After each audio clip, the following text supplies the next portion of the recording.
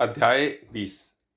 श्री काका साहेब की नौकरानी द्वारा श्री दासगणों की समस्या का विलक्षण समाधान। अद्वितीय शिक्षा पद्धति, ईशोपनिषद की शिक्षा। श्री काका साहेब की नौकरानी द्वारा श्री दासगणों की समस्या किस प्रकार हल हुई, इसका वर्णन हेमात पंत ने इस अध्याय में किया है। प्रारंभ। श्री साईं मूलतः निराकार थे, परंतु भक्तों के प्रेमवश ही वे साकार रूप में प्रकट हुए। माया रूपी अभिनेत्री की सहायता से इस विषय की वृहत नाट्यशाला में उन्होंने एक महान अभिनेता के सदृश अभिनय किया। आओ श्री साईं बाबा का ध्यान व स्मरण करें और फिर शिरडी चलकर ध्यान पूर्वक मध्याह्न की आरती के पश्चात का कार्यक्रम देखें। जब आरती समाप्त हो गई तब श्री साईं बाबा ने मस्जिद के बाहर आकर एक किनारे खड़े होकर बड़ी करुणा तथा प्रेम के साथ भक्तों को उदी वितरण की। भक्तगण भी उनके समक्ष खड़े होकर उनकी ओर निहारकर चरण छूते और उदी वितरण का आनंद लेते थे। बाबा दोनों हाथों से भक्तों को उदी देते और अपने हाथ से उनके मस्तक पर उदी का टीकिया लगाते थे। बाबा के हृदय में भक्तों के प्रति असीम प्रेम था। वे भक्तों को प्रेम से संबोधित करते थे। ओ भाऊ, अब जाओ भोजन करो। अन्ना, तुम भी अपने घर जाओ। बापू, तुम भी जा और भोजन कर। इसी प्रकार वे प्रत्येक भक्त से संभाषण करते और उन्हें घर लौटा दिया करते थे।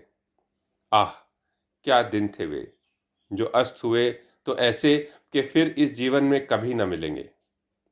यदि तुम कल्पना करो तो अभी भी उस आनंद का अनुभव कर सकते हो। अब हम साईं की आनंदमयी मूर्ति का ध्यान कर नम्रता, प्रेम और आदर पूर्वक उसकी चरण वंदना कर इस अध्याय की कथा आरंभ करते हैं। ईशोपनिषद। एक समय श्री दासगणु ने ईशोपनिषद पर टीका ईशावास्य भावार्थ बोधिनी लिखना प्रारंभ किया। वर्णन करने से पूर्व इस उपनिषद का संक्षिप्त परिचय भी देना आवश्यक है। इसमें वैदिक संहिता के मंत्रों का समावेश होने के कारण इसे मंत्रोपनिषद भी कहा गया है और साथ ही इसमें यजुर्वेद के अंतिम 40वें अध्याय का अंश सम्मिलित होने के कारण यह वाजसनेयी यजु संहितोपनिषद के नाम से भी प्रसिद्ध है। वैदिक संहिता का समावेश होने के कारण इसे उन अन्य उपनिषदों की अपेक्षा श्रेष्ठतर माना जाता है जो ब्राह्मण और आरण्यक अर्थात मंत्र और धर्म विषयों के विवरणात्मक ग्रंथ की कोटि में आते हैं। इतना ही नहीं, अन्य उपनिषद तो केवल ईशापनिषद में वर्णित गूढ़ तत्वों पर ही आधारित टीकाएं हैं।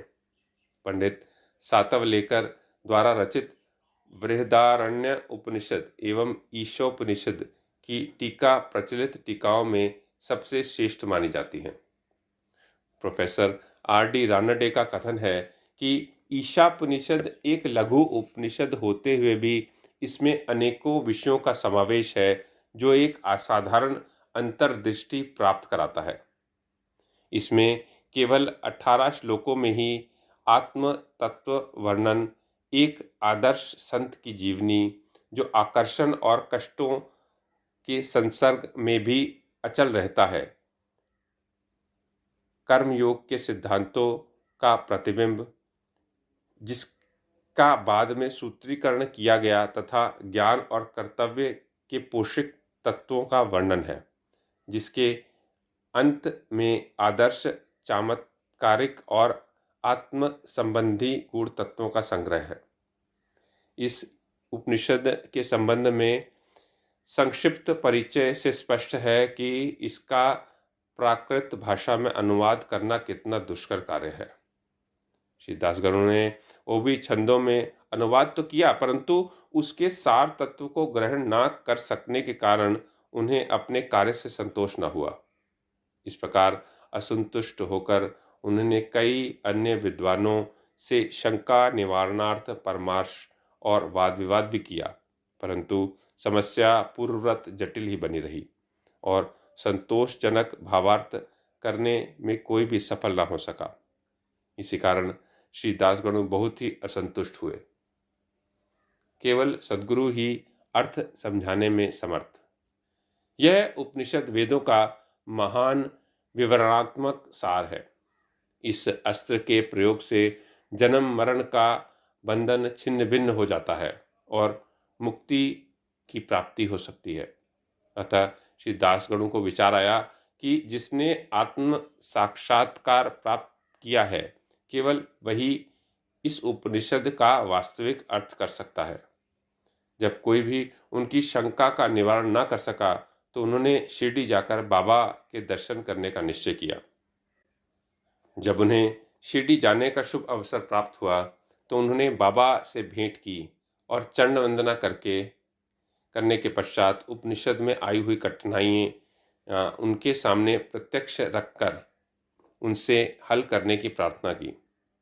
श्री साईं बाबा ने आशीर्वाद देकर कहा कि चिंता करने की कोई आवश्यकता नहीं, इसमें कठिनाई ही क्या है। जब तुम लौटोगे तो विले पार्ले में काका दीक्षित की नौकरानी तुम्हारी शंका का निवारण कर देगी। उपस्थित लोगों ने जब ये वचन सुने तो वे सोचने लगे कि बाबा केवल विनोद ही कर रहे हैं और सोचने लगे कि क्या एक अशिक्षित नौकरानी भी ऐसी जटिल समस्या का हल कर सकेगी। परंतु दासगणु को तो पूर्ण विश्वास था कि बाबा के वचन कभी असत्य नहीं हो सकते, क्योंकि बाबा के वचन तो साक्षात ब्रह्म वाक्य ही हैं। काका की नौकरानी। बाबा के वचनों में पूर्ण विश्वास कर वे शिरडी से विले पार्ले बंबई के उपनगर में पहुंचकर काका दीक्षित के यहाँ ठहरे। दूसरे दिन दासगणु जब सुबह की मीठी नींद का आनंद ले रहे थे, तभी उन्हें एक निर्धन बालिका के सुंदर गीत का स्पष्ट और मधुर स्वर सुनाई पड़ा। गीत का मुख्य विषय था एक लाल रंग की साड़ी, वह कितनी सुंदर थी, उसका जरी का आंचल कितना बढ़िया था, उसके छोर और किनारे कितने सुंदर थे इत्यादि। उन्हें यह गीत अति रुचिकर प्रतीत हुआ। इस कारण उन्होंने बाहर आकर देखा कि यह गीत एक बालिका नम्या की बहन, जो काका साहिब दीक्षित की नौकरानी है, गा रही है। बालिका बर्तन मांज रही थी और केवल एक फटे कपड़े से तन ढके हुए थी। इतनी दरिद्र परिस्थिति में भी उसकी प्रसन्न मुद्रा देखकर श्री दासगणु को दया आ गई और दूसरे दिन श्री दासगणु ने श्री M.B. प्रधान को उस निर्धन बालिका को एक उत्तम साड़ी देने की प्रार्थना की। जब राव बहादुर M.B. प्रधान ने उस बालिका को एक धोती का जोड़ा दिया, तब एक क्षुधा पीड़ित व्यक्ति को जैसे भाग्यवश मधुर भोजन प्राप्त होने का प्रसन्नता होती है, वैसे ही उसकी प्रसन्नता का पारावार ना रहा। दूसरे दिन उसने नई साड़ी पहनी और अत्यंत हर्षित होकर नाचने कूदने लगी एवं अन्य बालिकाओं के साथ वह फुगड़ी खेलने में मग्न रही।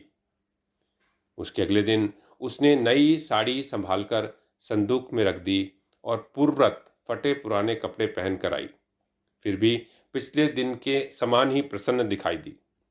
यह देखकर श्री दासगणु की दया आश्चर्य में परिणित हो गई। उनकी ऐसी धारणा थी कि निर्धन होने के कारण उसे फटे चिथड़े पहनने पड़ते थे, परंतु अब तो उसके पास नई साड़ी थी। उसने संभाल कर रख दिया और फटे कपड़े पहनकर भी उसी गर्व और आनंद का अनुभव करती रही। उसके मुख पर दुख या निराशा को कोई निशान भी नहीं था। इस प्रकार उन्हें अनुभव हुआ कि दुख और सुख का अनुभव केवल मानसिक स्थिति पर निर्भर है। इस घटना पर गूढ़ विचार करने के पश्चात वे इस निष्कर्ष पर पहुँचे कि भगवान ने जो कुछ दिया है उसी में समाधान वृत्ति रखनी चाहिए और यह निश्चयपूर्वक समझना चाहिए कि वह सब चराचर में व्याप्त है और जो भी स्थिति उनकी दया से प्राप्त है वह उनके लिए अवश्य ही लाभप्रद होगी। इस विशिष्ट घटना में बालिका की निर्धन अवस्था, उसके फटे पुराने कपड़े, नई साड़ी देने वाला तथा उसकी स्वीकृति देने वाला, ये सब ईश्वर द्वारा ही प्रेरित था। श्री दासगणु को उपनिषद के पाठ की प्रत्यक्ष शिक्षा मिल गई, अर्थात जो कुछ अपने पास है उसी में समाधान वृत्ति माननी चाहिए। सार यह है कि जो कुछ होता है वह उसी की इच्छा से नियंत्रित है, अतः उसी में संतुष्ट रहने में हमारा कल्याण है। अद्वितीय शिक्षा पद्धति। उपयुक्त घटना से पाठकों को विदित होगा कि बाबा की पद्धति अद्वितीय और अपूर्व थी। बाबा शिरडी से बाहर कभी नहीं गए, परंतु फिर भी उन्होंने किसी को मच्छिंद्रागढ़, किसी को कोल्हापुर या सोलापुर साधनाओं के लिए भेजा। किसी को दिन में और किसी को रात्रि में दर्शन दिए। किसी को काम करते हुए तो किसी को निद्रा अवस्था में दर्शन दिए और उनकी इच्छाएं पूर्ण की। भक्तों को शिक्षा देने के लिए उन्होंने कौन कौन सी युक्तियां काम में लाई, इसका वर्णन करना असंभव है। इस वैशिष्ट घटना में उन्होंने श्री दासगणु को विले पार्ले भेजकर वहां उनकी नौकरानी द्वारा समस्या हल कराई। जिनका ऐसा विचार हो कि श्री दासगणु को बाहर भेजने की आवश्यकता ही क्या थी, क्या वे स्वयं नहीं समझा सकते थे? उनसे मेरा कहना है कि बाबा ने उचित मार्ग ही अपनाया, अन्यथा श्री दासगणु को किस प्रकार एक अमूल्य शिक्षा उस निर्धन नौकरानी व उसकी स्वाड़ी द्वारा प्राप्त होती, जिसकी रचना स्वयं साईं ने की थी। ईशोपनिषद की शिक्षा। ईशोपनिषद की मुख्य देन नीति शास्त्र संबंधी उपदेश है। हर्ष की बात है कि इस उपनिषद की नीति निश्चित रूप से आध्यात्मिक विषयों पर आधारित है, जिसका इसमें वृहद रूप से वर्णन किया गया है। उपनिषद का प्रारंभ ही यहीं से होता है कि समस्त वस्तुएं ईश्वर से ओतप्रोत हैं। यह आत्म विषयक स्थिति का भी एक उपसिद्धांत है और जो नीति संबंधी उपदेश उससे ग्रहण करने योग्य हैं वह यह है कि जो कुछ ईश कृपा से प्राप्त है उसमें ही आनंद मानना चाहिए और दृढ़ भावना रखनी चाहिए कि ईश्वर ही सर्वशक्तिमान है और इसलिए जो कुछ उसने दिया है वही हमारे लिए उपयुक्त है। यह भी उसमें प्राकृत रूप से वर्णित है कि पराये धन की तृष्णा की वृत्ति को रोकना चाहिए। सारांश यह है कि अपने पास जो कुछ है उसी में संतुष्ट रहना, क्योंकि यही ईश्वर की इच्छा है। चरित्र संबंधी द्वितीय उपदेश यह है कि कर्तव्य को ईश्वर इच्छा समझते हुए जीवन व्यतीत करना चाहिए, विशेषतः उन कर्मों को जिनको शास्त्र में वर्णित किया गया है। इस विषय में उपनिषद का कहना है कि आलस्य से आत्मा का पतन हो जाता है और इस प्रकार निरपेक्ष कर्म करते हुए जीवन व्यतीत करने वाला ही अकर्मण्यता के आदर्शों को प्राप्त कर सकता है।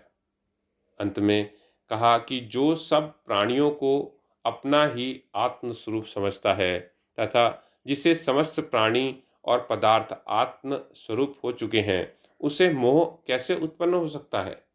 ऐसे व्यक्ति को दुख का कोई कारण नहीं हो सकता। सर्वभूतों में आत्मदर्शन ना कर सकने के कारण भिन्न भिन्न प्रकार के शोक, मोह और दुखों की वृद्धि होती है। जिसके लिए सब वस्तुएं आत्म स्वरूप बन गई हों, वह अन्य सामान्य मनुष्यों का छिद्रान्वेषण क्यों करे? श्री सद्गुरु साईनाथ अर्पणमस्तु। शुभम भवतु।